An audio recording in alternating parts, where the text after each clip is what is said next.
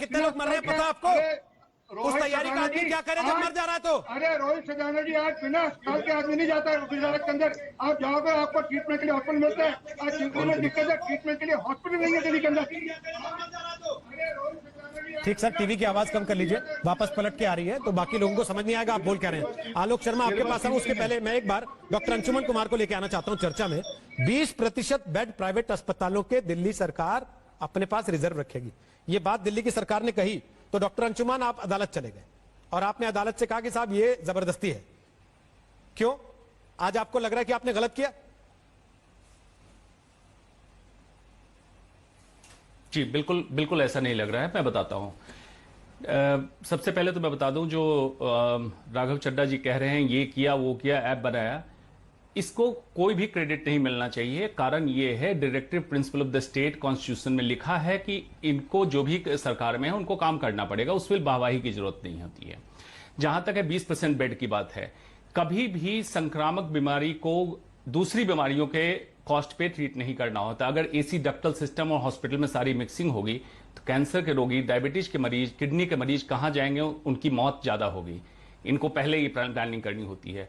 Lockdown जब किया जाता है 3 पर्पस के लिए किया गया था, मिटिगेशन अल्पीकरण के लिए, प्रिपेयर्डनेस मतलब तैयारी के लिए, और थर्ड टेस्टिंग के लिए। तो उस तैयारी में स्टैंडर्ड ऑपरेटिंग प्रोसीजर बनाना होता है कि किस तरह से हम काम करेंगे जब केसेज बढ़ेंगे हमारे पास। सरकारी को कैसे करेंगे, प्राइवेट को कैसे करेंगे, हर एरिया में कौन कौन से प्राइवेट हॉस्पिटल ईयर मार्क करे जाएंगे कोविड के इलाज के लिए। एट द सेम टाइम दूसरे मरीजों का इलाज नहीं रुके, जैसे कैंसर के, डायलिसिस के मरीजों का इलाज ना रुके। आप पहले तैयारी करते, ईयर मार्क करते और टेस्टिंग बढ़ाते। अब हालत यह हुई है कि टेस्टिंग रोक दी गई है, तो इसलिए कोर्ट जाना पड़ा, रिप्रेजेंटेशन इसलिए देना पड़ा कि इस तरह से मैनेजमेंट संक्रामक बीमारियों का नहीं होगा। क्या कोविड आज लास्ट पेंडेमिक होने वाला है? इसके आगे कोई पेंडेमिक नहीं होगा।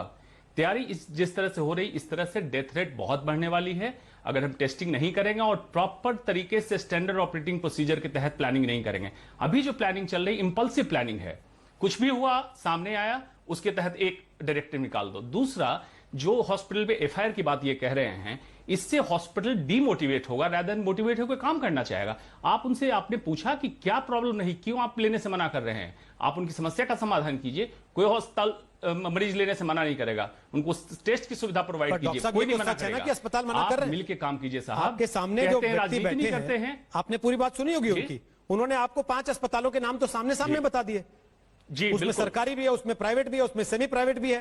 सबकी हालत एक जैसी है, सब मना कर देते हैं। और सबसे बड़ी बात, इमरजेंसी के दरवाजे पर मरीज खड़ा है सर, कारण समझिए। अस्पताल कहता है कोविड का टेस्ट करा के आओ वरना भर्ती नहीं करेंगे, और 2 दिन के बाद कोविड के टेस्ट की रिपोर्ट आएगी, तब तक आदमी जान गंवा देगा।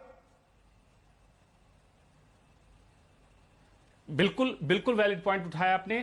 कोई भी इमरजेंसी सर्विसेज कोविड टेस्ट के बिना मना नहीं की जा सकती है, हर अस्पताल को लेना पड़ेगा, नंबर 1। नंबर 2, कोविड की फैसिलिटी, टेस्टिंग की फैसिलिटी हर अस्पताल को मिलनी चाहिए ताकि वो टेस्ट कर सके। बिना टेस्ट के मिक्स अगर करेगा तो दूसरे मरीजों के जान जाने का खतरा बढ़ेगा। इन दोनों चीजों का बिल्कुल करना है, चाहे गवर्नमेंट हो चाहे प्राइवेट हो। और एपिडेमिक डिजीज एक्ट कहता है कि आपको पूरा पूरा अधिग्रहण करने का अधिकार है। आप कहां बैठे थे इतने 2.5 महीने से, कहां बैठे थे, क्या तैयारी थी? अब क्यों जगह है इंपल्सिव मोड? 20% मांग लिए तो आप अदालत चले गए, इसका अब आप कह रहे हैं पूरा पूरा अधिग्रहण कर लेते। नहीं, पूरा पूरा अधिग्रहण करने का मतलब है कोविड की तैयारी के साथ, कोविड की तैयारी के साथ। कहने का मतलब मिक्स मत कीजिए।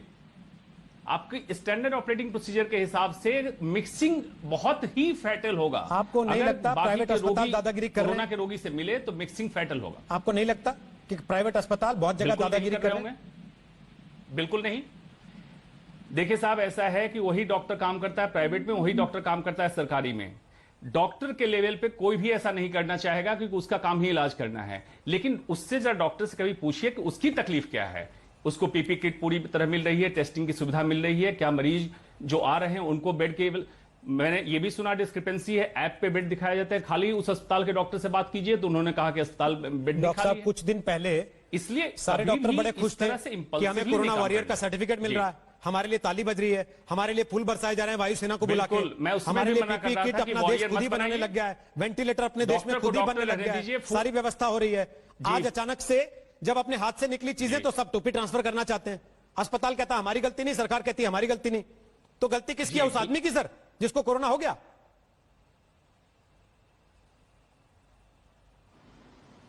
बिल्कुल उस आदमी गलती नहीं है। कंटेनमेंट हमने नहीं किया। जब हम फेल हुए हैं, जब बीमारी आ गई है तो उसको हैंडल करना है। हैंडल करने में किसी भी स्टेप पे, चाहे सरकार के स्टेप पे हो, सरकारी अस्पताल के या प्राइवेट अस्पताल, किसी स्टेप पे इलाज किसी का रिफ्यूज करना नहीं है। डिनाई नहीं कर सकते आप इलाज को।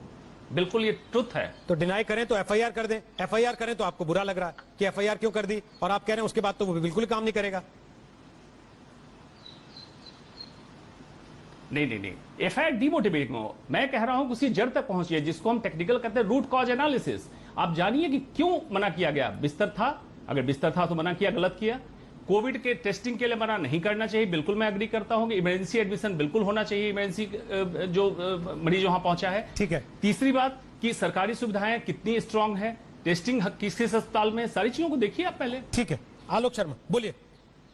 देखिए रोहित जी, मुझे बहुत देर बाद मौका मिला, मैं थोड़ा माफी सा चाहता समय हूं सर, दीजिए। लेकिन आप जानते हैं परिस्थिति, सवाल सबसे जी, पूछने जरूरी है आज। कोई बात नहीं, मैं थोड़े से फैक्ट सामने रखूंगा। बोलिए। केजरीवाल जी ने कितने टीवी इंटरव्यू किए हैं उसका रिकॉर्ड निकलवा लीजिए। कितने फुल पेज एडवर्टाइजमेंट आए हैं और कितने टीवी पर विज्ञापन चल रहे हैं, और विज्ञापन का पूरा जो फ्रेज है वो है सब चंगा सी। आज हम पूरे टीवी शो में देख रहे हैं आज तक पर क्या हालत है।